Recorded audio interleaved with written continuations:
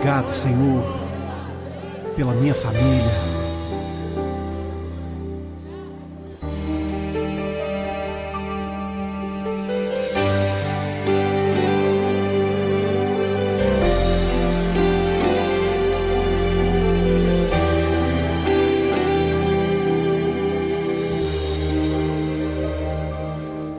Te agradeço pela minha família e por tua presença no meu lar. Te agradeço pelo pão de cada dia que o Senhor nunca deixou faltar. Te agradeço pela nossa harmonia. Só em Ti, Senhor, podemos confiar. Já te agradeço pelas Tuas maravilhas e os milagres que ainda há de operar. A minha família é bênção do Senhor. Me ensina a tratar minha família com amor. Edifica minha casa para o Teu louvor.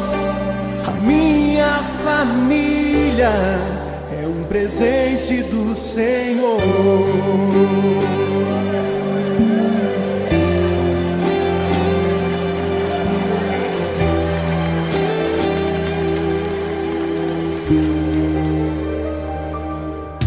Te agradeço pela minha família e por Tua presença no meu lar. Te agradeço pelo pão de cada dia que o Senhor nunca deixou faltar. Te agradeço pela nossa harmonia. Só em Ti, Senhor, podemos confiar. Já te agradeço pelas Tuas maravilhas e os milagres que ainda há de operar. A minha família é bênção do Senhor. Me ensina a tratar minha família com amor. Edifica minha casa para o Teu louvor. A minha família é um presente do Senhor.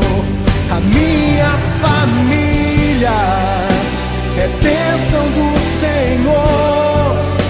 Me ensina a tratar minha família com amor.